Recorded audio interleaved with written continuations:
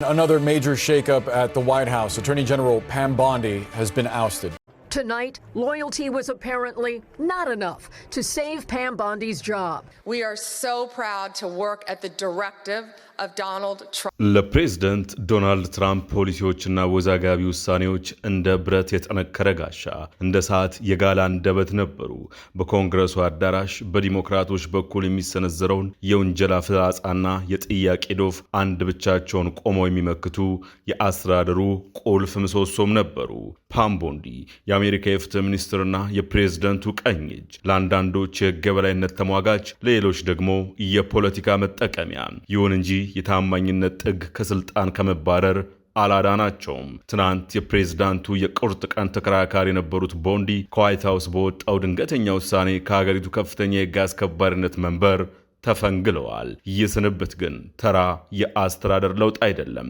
ማለቂያ የሌለው የጄፍሪ ኤፕስቲን የምርመራ መዝገብ፣ በኮንግረስ ውስጥ የተቀሰቀሰው የሁለቱ ፓርቲዎች ቁጣና የአስተዳደሩ አዲስ የፖለቲካ ስልት የወለደው ድንገተኛ ፍጻሜ ነው። ቦንዲ በኤፕስቲን ፋይሎች አያያዝ ዙሪያ የገጠማቸው የእሳት ራት የመሰለ ፈተና በመጨረሻም የራሳቸውን የስልጣን ዘመን በልቶታል። ቅርጥፍጥፍ አድርጎ ጀግና ትሆናለች ተብላ የተጠበቀችው ጠበቃም ዛሬ በገዛ ወዳጆቿ ሳይቀር ትራምፕን አሳጥታለች በሚል ሂስ ተሸኝታለች።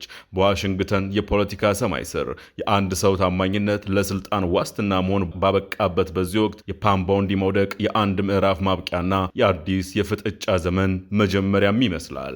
I'm not going to get in the gutter for her theatrics. I find it. How many have you indicted? Excuse me. I'm going to answer the question. Answer my question. No, I'm going to answer the question the way I want to answer the question. No, Your you're going to answer theatrics the are question the way I ridiculous. asked it. Chairman How many have you Jordan, I'm not indicted? going to get in the gutter with ከሁሉ በላይ ግን ቦንዲ በስልጣን ዘመናቸው ትኩረት ሰጥተው ከገፉባቸው አጀንዳዎች መካከል አንዱና ዋነኛው ህገወጥ ስደተኞችን የማጽዳት መጠነ ሰፊ ዘመቻ ነበር። ይህ እርምጃቸው በተለይ በአሜሪካ የሚኖሩና የህግ ከለላ የሚሹ የኢትዮጵያን ዳያስፖራዎችን ጭምር ስጋት ውስጥ የከተተ፣ በሺዎች የሚቆጠሩ ቤተሰቦችን እጣ ፋንታ በጥርጣሬ ደመና የሸፈነ ነበር። ታዲያ አሁን ጥያቄ ያለው እዚህ ጋር ነው። የፓም ቦንዲ ከስልጣን መሰናበት ለኢትዮጵያውያንና ለሌሎች ስደተኞች የእፎይታ ትንፋሽ ወይስ የከፋ መዓት ይሆን? ቦንዲ በነበሩበት ወቅት የኢሚግሬሽንና የጉምሩክ አስከባሪ በእንግሊዝኛ ምህጻሩ አይሲኢ በየመንገዱና በየቤቱ የሚያካሄደውን አደን አጠናክሮ በሺዎች የሚቆጠሩ ሰዎችን ለዲፖርቴሽን ሲዳርግ ቆይቷል። የእሳቸው መሄድ ይህንን ግዳጅ ያቀዘቀዘው ይሆን ወይስ አስተዳደሩ ይበልጥ ርኅራኄ የሌለውንና ፖሊሲውን በዘመናዊ ቅልጥፍና የሚያስፈጽም ሌላ ኃይል ለማምጣት የተጠቀመበት ስልት ነው? ለዳያስፖራው ማህበረሰብ የቦንዲ መባረር የመንገዱ መጨረሻ ሳይሆን ሌላው ያልተመለሰ ጥያቄ ሆኗል። ነገ የሚመጣው አዲስ ሹም የአይሲኢን ሰንሰለት ያላለው ይሆን ወይስ ይበልጥ ያጠብቀዋል? ዛሬ የቦንዲ ከስልጣን መባረር መግፊያዎችን፣ የተሰጡ ግብረ መልሶችንና የኢትዮጵያን ዳያስፖራ ጣፋንታ ምን ይሆናል የሚለውን በተመለከተ ለተከታዮቹ ደቂቃዎች በዋሽንግተን የፖለቲካ ሜዳዎች ላይ እንቆያለን። I, Pamela Bondi, do solemnly swear. From her swearing in I will not let you down. to the very end, Pam Bondi's tenure as U.S. Attorney General was defined by her loyalty to Donald Trump. I find it interesting that she keeps going after President Trump, the greatest president in American history. ፓም ቦንዲ ዶናልድ ትራምፕ የጠየቋቸውን ሁሉ ማለት ይቻላል አድርገዋል። ነገር ግን ያበቂ አልነበረም። ሐሙስ ዕለት ቦንዲ ከጠቅላይ አቃቤ ሕግነት መነሳታቸው በትራምፕ ካቢኔ ውስጥ እጅግ አደገኛ በሆነው በዚህ የሥራ መደብ ላይ የነበሩ ግለሰቦች ያለምንም ክብር የመሰናበታቸው ሂደት ቀጣይ ክፍል ነው። ሁሉም አንድ የሚያመሳሰላቸው ነገር አለ። በትራምፕ እይታ የፍትህ ሚኒስቴርን ከሕጋዊ ክትትል እንደ መከላከያ ጋሻም፣ በፖለቲካ ጠላቶቻቸው ላይ ደግሞ እንደ ማጥቂያ ሰይፍ አድርገው በበቂ ሁኔታ አለመጠቀማቸውን ነው። ከዚህ አስቸጋሪ ታሪክ አንጻር ያው የትራምፕ ሰይፍ በራሱ ላይ የተንጠለጠለበት ሌላ ሰው ምናልባት የኤነርጂና የአካባቢ ጥበቃ ባለስልጣን ኢፒኤ አስተዳዳሪ ሊዝልደን ወይም ምክትል ጠቅላይ አቃቤ ሕግ ቶድ ብላንች ቦታውን ይረከባሉ። ያ ግለሰብ ተኪው ባለስልጣን ከሚጋፈጣቸው ወሳኝ ጥያቄዎች አንዱ እንደ ቦንዲ ላለመባረር ምን ያለ ርቀት ለመጓዝ ፍቃደኛ ነህ የሚለው ይሆናል። የተባበሩት መንግስታት ሁለተኛው የትራምፕ የስልጣን ዘመን ከዚህ ቀደም ታይቶ የማይታወቅ የሥራ አስፈጻሚ ተፈጻሚ አካል የስልጣን የበላይነት የሚታወቅ ነው። ሆኖም ይህ የበላይነት ትራምፕ በጠላቶቻቸው ላይ ሲመኙት የነበረውን ተከታታይ የወንጀል ክስ ሊያስገኝ አልቻለም። ይህ የሆነበት አንዱ ምክንያት የፍትህ ሚኒስቴር የወንጀል ክስ ስራዎች በትራምፕ ትዕዛዝ ስር ባልሆኑት በታላላቅ ዳኞች ግራንድ ጁሪስ እና በፍርድ ቤቶች ውሳኔ ላይ የተመሰረቱ በመሆናቸው ነው። ቦንዲ ትራምፕ የፈለጉትን ለማድረግ ከቀድሞቹ ጠቅላይ አቃቤ ሕጎች በበለጠ ርቀው ተጉዘዋል። ትራምፕ በመስከረም ወር በይፋ ጫና ከደረጉባቸውም በኋላ ቦንዲ በቀድሞ የኤፍቢአይ ዳይሬክተር ጄምስ ኮሚና በኒውዮርክ ጠቅላይ አቃቤ ሕግ ሌቲሺያ ጄምስ ላይ የወንጀል ክስ እንዲያደራጅ በእጅ የተመረጠ አቃቤ ሕግ መድበው ነበር። ነገር ግን አንድ የፌዴራል ዳኛ ይህ አሰራር የፌዴራል የሹመት ሕጎችን የሚጥስ መሆኑን በመግለጽ ሁለቱንም ክሶች በፍጥነት ውድቅ አድርጎታል። ትራምፕ እንዲመሰረቱ የጠየቋቸው ሌሎች ክሶች ወታደራዊ ክፍሎች ሕገወጥ ትዕዛዞችን እንዳይቀበሉ ባሳሰቡ የኮንግረስ ዲሞክራቶች ላይ በረዥም ጊዜ ባላጋራቸው ሴናተር አደም ሺፍ ላይና ምህረት በተደረገላቸው የጥር 6 ኮሚቴ አባላት ላይ የቀረቡት ክሶች ተቀዛቅዘዋል ወይም ከመነሻቸው ሳይሻገሩ ቀርተዋል። ትራምፕ የፍትህ ሚኒስቴር በባላጋራዎቻቸው ላይ ተጨማሪ ክሶችን ለመመስረት በማቅማማቱ ይህም በማጋ ዳግም አሜሪካን ሀያል ማድረግ ሜክ አሜሪካ ፈርስት አጌን ደጋፊዎቻቸው ዘንድ ያለውን ተአማኒነት ይጎዳዋል በሚል ቅሬታቸውን በይፋ ሲገልጹ ቆይተዋል። የእሳቸው አመራር በቦንዲ ቀዳሚዎች ላይ ከነበራቸው ተመሳሳይ ብስጭት ጋር ይመሳሰላል። የምርጫ ማጭበርበር ተፈጽሟል የሚለውን መረጃ ለመቀበል ፈቃደኛ ባልነበሩት ዊሊያም ባር ላይ እንዲሁም ልዩ መርማሪ ሮበርት ሙለር በትራምፕና በሩሲያ መካከል ስለነበረው ግንኙነት በሚያደርጉት ምርመራ ላይ ጣልቃ ለመግባት ፈቃደኛ ባልነበሩት ጄፍ ሴሽንስ ላይ የነበራቸው አይነት ነው።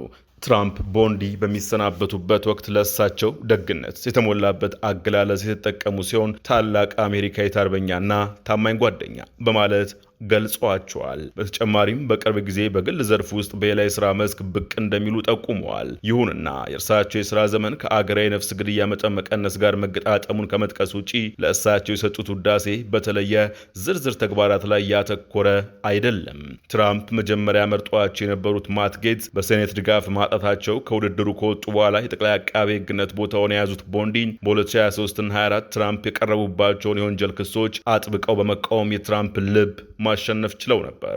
በተጨማሪም በ2020 የዩክሬን መንግስት በጆ ባይደን እና ሂላሪ ክሊንተን ላይ ምርመራ እንዲያደርግ ጫና በማድረጋቸው ምክንያት ቀርቦባቸው በነበረው የክስ መመስረት ኢምፒችመንት ሂደት ላይ ተከላክለውላቸዋል። ቦንዲ ቢሆንም ግን የትራምፕን የማጋ ደጋፊዎች ሙሉ በሙሉ ማሳመን አልቻሉም ነበር። ይህም በስልጣን ዘመናቸው ሁሉ በስጋት እንዲቆዩ ያደረጋቸው እውነታ ነው። Were there any underage girls at that party or at any party that Trump attended with Jeffrey Epstein?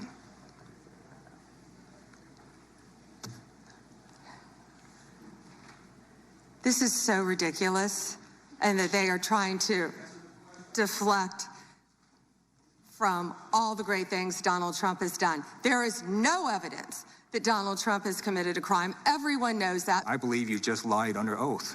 There is ample evidence in the Epstein file. Don't you ever accuse me of a crime. I believe you just lied under oath, and this is on videotape. የቦንዲ መባረር ባላደረጓቸው ነገሮች ብቻ ሳይሆን በራሳቸው ላይ በፈጠሩት ጉዳትም ጭምር ነው። በሹመታቸው ማረጋገጫ በሳምንታት ጊዜ ውስጥ የኤፕስቲን ፋይሎችን ይፋ እንደሚያደርጉ ከፍተኛ ጉጉት ፈጥረው ነበር። ነገር ግን ከወራት በኋላ ፋይሎቹ ይፋ እንደማይሆኑ በመግለጽ ሀሳባቸውን ቀይረዋል። የድርጊታቸው የኤፕስቲን የወሲብ ንግድ ተግባር ዝርዝር መረጃዎች ይፋ እንዲሆኑም ለረዥም ጊዜ ሲወተውቱ በነበሩት የትራምፕ ታማኝ ደጋፊዎች ዘንድ ከፍተኛ ቁጣን አጭረዋል። ትራምፕ ፋይሎቹ ይፋ እንዲሆኑ ተቃውሞ የነበረ ቢሆንም ኮንግረስ በግዴታ እንዲለቀቁ እንደሚያደርጋቸው ግልጽ በሆነ ጊዜ ግን ሀሳባቸውን ቀይረዋል። ከዚያን ጊዜ ጀምሮም ከኤፕስቲን ጋር ስለነበራቸው ግንኙነት ለወራት ለሚዘልቅ ያላሳለሰ ምርመራ ተደርገዋል። በዚህም የተነሳ ቀደም ሲል ያልታወቁ አንዳንድ ዝርዝር ጉዳዮች በፋይሎቹ አማካይነት አዲስ መነጋገሪያ ሆነዋል። ፓም ቦንዲ ከጠቅላይ አቃቤ ሕግነት ቢባረሩም አሁንም በኮንግረስ በኩል ከባድ ጥያቄዎችና ምርመራዎች ሊጠብቋቸው ይችላሉ። የተወካዮች ምክር ቤት የቁጥጥርና የመንግስት ማሻሻያ ኮሚቴ ሰብሳቢ ጄምስ ኮመር ባለፈው ወር በሁለቱ ፓርቲዎች ድምጽ በጸደቀው ውሳኔ መሰረት ቦንዲ ስለ ጄፍሪ ኤፕስቲን ምርመራ ምስክርነታቸው እንዲሰጡ የሚያስገድድ መጥሪያ አውጥተው ነበር። ሐሙስ ዕለት በፕሬዝዳንት ዶናልድ ትራምፕ ከስራ ከተሰናበቱም በኋላ ቢሆን ኮሚቴው አባላት አሁንም የእሳቸውን ምስክርነት መስማት እንደሚፈልጉ ገልጸዋል። ኮመርም ይህ የመከሰት ዕድል እንዳለው ጠቁመዋል።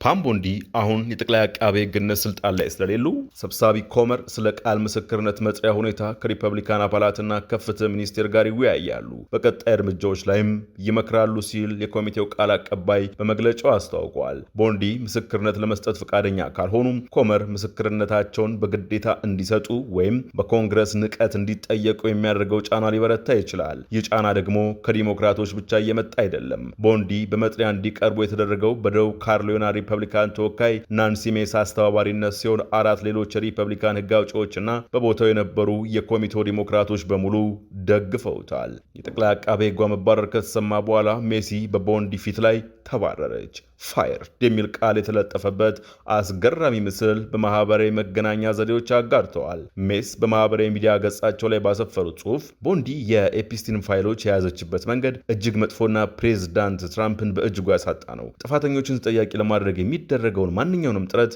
ስታደናቀፍ ቆይታለች ሲሉ ከሷል። ቦንዲ በቃለ መሐላ ምስክርነታቸው እንዲሰጡ እየቀረበ ያለው ተከታታይ ጥሪ ማለቂያ ለሌለው ለዚህ ኤፕስቲን ታሪክ እሳቸው እንዴት የአስተዳደሩ የጥፋት ሰለባ እንደሆኑ የሚያሳይ ነው። ትራምፕ ራሳቸው ከሟቹ የወሲብ ንግድ ወንጀለኛ ኤፕስቲን ጋር የነበራቸው ግንኙነት ኤፕስቲን ይፈጽማቸው ስለነበሩ ህገወጥ ድርጊቶች ትራምፕ ያውቁ ነበር ወይ የሚሉ በርካታ ጥያቄዎችን አስነስተዋል። ፕሬዝዳንቱ ከዓመታት በፊት ከኤፕስቲን ጋር እንደተጣሉና በማንኛውም የጥፋት ድርጊት እንዳልተከሰሱ ቢገልጹም ዲሞክራቶች ግን የአስተዳደሩ አካላት ጉዳዩን የመሸፋፈን ስራ እየሰሩ ነው ይላሉ። ለዚህም ቦንዲን በዋና ማዕከልነት ይከሷቸዋል። ከአንድ ወር ገደማ በፊት ቦንዲ ከፌዴራል የኤፕስቲን ምርመራ ጋር በተያያዘ ከኮንግረስ ሪፐብሊካኖች ጋር ችግር ውስጥ ገብተው እንደነበረ ያስታወሰው ፖለቲኮ የቁጥጥር ኮሚቴው በጠቅላይ አቃቤ ሕጓ ላይ መጥሪያ ለማውጣት ድምፅ የሰጠው በምክር ቤቱ የፍትህ ኮሚቴ ፊት ቀርበው አጥጋቢ ያልሆነ አቀራረብ ካሳዩ በኋላ ነው። በዚያው ሳምንት ውስጥ ትራምፕ በምክር ቤቱና በሴኔት ቁልፍ ኮሚቴዎች ፊት ቀርበው ተመሳሳይ አስቸጋሪ ሁኔታ የገጠማቸውን የሀገር ውስጥ ደህንነት ኃላፊ የነበሩትን ክሪስቲና ኦሚን ከስራ አሰናብተዋል። ከሜስ ጋር በመሆኑ ቦንዲ በመጥሪያ እንዲቀርቡ ድምፅ ከሰጡት ሪፐብሊካኖች አንዱ የሆኑት የቴነሲው ተወካይ ቲም ባርቼት አሁን መልስ የምናገኝበት ጊዜ ደርሷል ብዬ አስባለሁ። እሱ አሁን ሜዳው ላይ ኳስ ለመምታት ዝግጁ ሆና ትገኛለች፣ እንግዲህ እንድትመታው እድሉን እንስጣት ሲሉ ተናግረዋል። ካሊፎርኒያው ዲሞክራት ተወካይ ዴቭ ሚን ባወጡት መግለጫ ደግሞ ቦንዲ ሕግን በተደጋጋሚና በግልጽ ጥሳለች፣ እንዲሁም ስልጣኗን አግባብ ባልሆነ መንገድ ተጠቅማለች ካሉ በኋላ ያወጣነውን መጥሪያ አክብራ በኮሚቴያችን ፊት መቅረብ አለባት ሲሉ አሳስበዋል። በአንዳንድ የሪፐብሊካን ወገኖች ዘንድ ደግሞ ዋሽንግተንን ከ1 ዓመት በላይ ላጨናነቃት የኤፕስቲን ድራማ መዘዝ ተጠያቂዋ ቦንዲ ናት ተብሎ ይታመናል። እንደ አውሮፓውያን አቆጣጠር በየካቲት 2025 ቦንዲ በኤፕስቲን ጉዳይ ላይ አዲስ የግልጽነት ምዕራፍ እንደሚጀምሩ ቃል ገብቶ የነበረ ቢሆንም ምንም አይነት አዲስ መረጃ ግን ይፋ አላደረጉም። ከ5 ወራት በኋላ ደግሞ የፍትህ ሚኒስቴር ማንነቱ ባልተጠቀሰ ባለስልጣን በተጻፈ ማስታወሻን በፌዴራል መንግስቱ የዚህ የወሲብ ወንጀለኛ ምርመራ ላይ ተጨማሪ ሰነዶችን እንደማይለቅ አስታወቀ። የውሳኔ በርካታ አያላንንና ሀብታም ሰዎችን ሊያካትት የሚችለውን የኤፕስቲን የደንበኞች ዝርዝር እንዲወጣ ለዓመታት ሲወተውቱ በነበሩት የትራምፕ ደጋፊዎች ዘንድ ከፍተኛ ቁጣን ቀስቅሷል። ከንግድ ከፖለቲካና ከሌሎችም ዘርፎች የተውጣጡ በርካታ ተደማጭነት ያላቸው ጓደኞች በነበሩትና በወሲብ ወንጀል በተፈረደበት በሟቹ ባለሀብት ኤፕስቲን ጥቃት ደርሶብኛል ከሚሉ በርካታ ሴቶች አንዷ የሆነችው ጄሲ ማይክልስ ሐሙስ ዕለት ፕሬዝዳንት ዶናልድ ትራምፕ ቦንዲ ከአገሪቱ ከፍተኛ የህግ አስከባሪነት ስልጣን መነሳቷን ካበሰሩ በኋላ ትዝቷን እንዲህ ስትል ትገልጻለች። ምናልባት አንዲት ሴት ወደዚህ ስልጣን መምጣቷ በመጨረሻ እውነቱ እንድናገኝ ያደርገን ይሆናል ብዬ አስቤ ነበር ስትል ታስታውሳለች። ቀጥላለች። ጀግና ለመሆንና በወሲባዊ ጥቃትና በሰዎች ዝውውር ለተጎዱ ወገኖች እውነተኛ ፍትህ ለመስጠት እድሉ ነበራት። እሷ ግን ያንን ላለማድረግ መረጠች ስትል ማይክልስ በምሬት ትናገራለች። ማይክልስና ሌሎች የኤፕስቲን ሰለባዎች ይህንን ሁሉ ሁኔታ የተመለከቱት በመነመነ ተስፋና በተናወጠ እምነት ነው። ይህም የቦንዲ ከስልጣን መነሳት ብቻውን ሊመልሰው የሚችል አይመስልም። ጥቃት ደርሶብኛል የምትለው አኒ ፋርመር ሐሙስ ዕለት በሰጠችው አስተያየት ይህ ጉዳይ ስለ አንዲት ግለሰብ ብቻ አይደለም፣ ይልቁንም የኤፕስቲን ሰለባዎችን በተደጋጋሚ ለከዳው የመንግስትና የፍትህ ስርዓት ማሳያ ነው ስትል ተናግራለች። በእርግጥ እንዲህ ሽንጣቸውን ገትረው ለተከራከሩላቸው ጠቅላይ አቃቤ ሕግ ዶናልድ ትራምፕም ለምን እንዳባረሯቸው ባይገልጹም ቅሉ ውዳሴ ለማግሮፍ ግን አልቦዘኑም። ትራምፕ ማህበራዊ ሚዲያ መልእክታቸው የቦንዲን ጠቅላይ አቃቤነት ቆይታ አድንቀዋል። በሳቸው አገላለጽ በመላው ሀገሪቱ የተስፋፋውን ወንጀል ለመቆጣጠር በተደረገው መጠነ ሰፊ ዘመቻ ላይ ከፍተኛ ስራ ሰርታለች። ለዓመታት አብረዋቸው የሰሩ ጥቂት ሪፐብሊካኖች ሐሙስ ዕለት ምስጋናቸውን አቅርበዋል። ምክትላቸው ብላንች በኤክስ ገጻቸው ላይ ፓም ቦንዲ ይህንን መስሪያ ቤት በጥንካሬና በጽኑ እምነት መርታለች። ለላቀ አመራሯና ለጓደኝነቷም አመሰግናታለሁ። እኛም ፖሊስን መደገፋችንን፣ ህግ ማስከበራችንንና አሜሪካ ደህንነቷ የተጠበቀ ለማድረግ የምንችለውን ሁሉ ማድረጋችንን እንቀጥላለን ሲሉ ጽፈዋል። ሌሎች ግን መባረራቸውን በደስታ ተቀብለውታል። ከነዚህ መካከል የቦንዲን ኤፕስቲን ፋይሎች አያያዝ በየጊዜው የሚተቹት የኬንታኪው ሪፐብሊካን ኮንግረስ አባል ቶማስ ማሲ ይገኙበታል።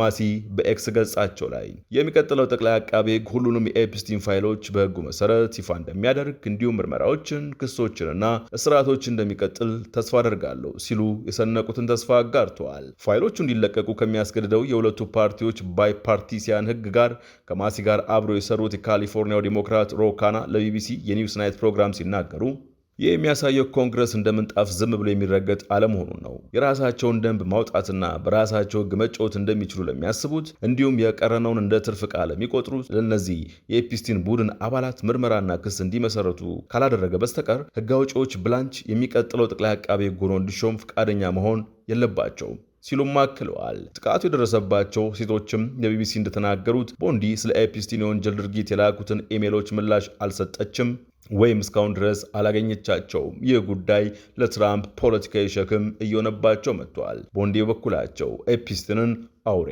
ሞንስተር ሲሉ የጠሩት ሲሆን ለተጎጂዎቹም በደረሰባቸው በደል የተሰማቸውን ሐዘን ገልጸውላቸው ነበር። በመስከረም ወር ትራምፕ የፖለቲካ ተቃዋሚዎቻቸውን በበለጠ ጥንካሬ እንዲመረምሩ ቦንዲ ላይ ጫና አሳድረው ነበር። በቀጥታ ለቦንዲ በተላከ የማህበራዊ ሚዲያ መልእክት ላይ ከዚህ በላይ መዘግየት አንችልም፣ ይህ የእኛን ዝናና ተአማኒነት እየገደለ ነው ብለዋል ትራምፕ። በተጨማሪም በእርሳቸው የስልጣን ዘመን የፍትህ ሚኒስቴሩ በሚኒያፖሊስ ሚኒሶታ ውስጥ በፌዴራል የኢሚግሬሽን ወኪሎችና በሰዎች መካከል በተፈጠረው ግጭት 2 ሰዎች ተኩሰው መገደላቸውን ተከትሎ ምርመራውን በያዘበት መንገድ ላይ ጥያቄዎች ተቀስቅሰዋል። ይህ ክስተት በጥር ወር በመላ ሀገሪቱ የተቀሰቀሰ የተቃውሞ ሰልፍ መንስኤም ነበር። እዚህ ጋር መነሳት ያለበት ጥያቄ አሜሪካም ህገወጥ ያለቻቸውን ወንጀለኛ ስትል የፈረጃቻቸውን ስደተኞች የማባረር ዘመቻ ከቦንዲ ኃላፊነት መባረር በኋላ እንዴት ይሆናል የሚለው ነው። በቦንዲ አመራር ስር የነበረው የፍትህ ሚኒስቴር ለኢሚግሬሽን ህግ ማስከበር ከፍተኛ ቅድሚያ ሰጥቶ የነበረ ሲሆን በኢሚግሬሽን ላይ ትኩረት ለማድረግ ሲባል በሺዎች የሚቆጠሩ ሌሎች የወንጀል ምርመራዎች እንዲቋረጡ ተደርጓል። ይህም በተቃዋሚዎች ላይ የፌስ አክት የመግቢያ ነጻነት ህግ እስከ መጠቀም የደረሰ እርምጃን ያካትታል። የቦንዲ ከስልጣን መነሳትም የዚሁ ሰፊ የመዋቅር ለውጥ አካል ተደርጎ የሚወሰድ ሲሆን አዲሱ አመራር እነዚህን ጠንካራ ስልቶች አጠናክሮ ይቀጥላል ተብሎ ይጠበቃል። ከቦንዲ መባረር በኋላ የወጡ ሪፖርቶች እንደሚያመላክቱት የኢሚግሬሽንና የጉምሩክ አስከባሪ አይሲኢ አሁንም በከፍተኛ ሁኔታ ስደተኞችን የማባረር ዲፖርቴሽንና ጥብቅ የህግ ማስከበር ተግባራት ላይ ትኩረት አድርጎ እየሰራ ይገኛል። ይህም በቅርቡ በፍርድ ቤት የተሰጡ የእስር ትዕዛዞችን ያካትታል። ትራምፕ ጠንካራ የኢሚግሬሽን ህግ ማስከበር እርምጃዎችን እንደሚደግፉ በይፋ የገለጹ ሲሆን አሁን የታየው የአመራር ለውጥም እነዚህም ፖሊሲዎች ይበልጥ የተቀላጠፉና ፈጣን ለማድረግ የሚደረገውን ጥረት ያመላክታል። የአስተዳደሩ መዋቅራዊ ለውጥ ቢኖር የኢሚግሬሽንና የጉምሩክ አስከባሪ እንዲሁም የጉምሩክና የድንበር ጥበቃ ሲቢፒ ተቋማትን በገንዘብ ለመደገፍና ለማሳረር የታለሙ እርምጃዎች ወደፊት እየገፉ ነው።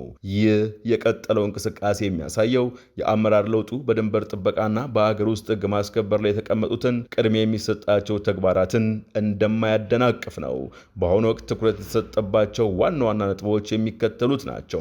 ስደተኞችን የማባረር በረራዎች፣ ለማቆያ ማዕከላት ማስፋፊያና ለተጨማሪ የድንበር ወኪሎች ቅጥር የሚውል የገንዘብ ድጋፍን ማረጋገጥ፣ በቦንዲ ምትክ የሚመጡ አዳዲስ መሪዎች ዋይት ሃውስን የኢሚግሬሽን ፖሊሲዎች ያለምንም መለዋወጥ እንዲያስፈጽሙ ማድረግ፣ በድንበር አካባቢ የክትትል ቴክኖሎጂዎችንና የዲጂታል መረጃ አያያዝን ለማዘመን የሚደረገውን ጥረት ተጠናክሮ መቀጠሉን ማረጋገጥ የሚሉት ናቸው። ይህ ሂደት የአስተዳደሩን የጸጥታና የኢሚግሬሽን አጀንዳዎች ለማስፈጸም ተቋማዊ ዝግጁነቱ እንደቀጠለ መሆኑን የሚያሳይ ነው።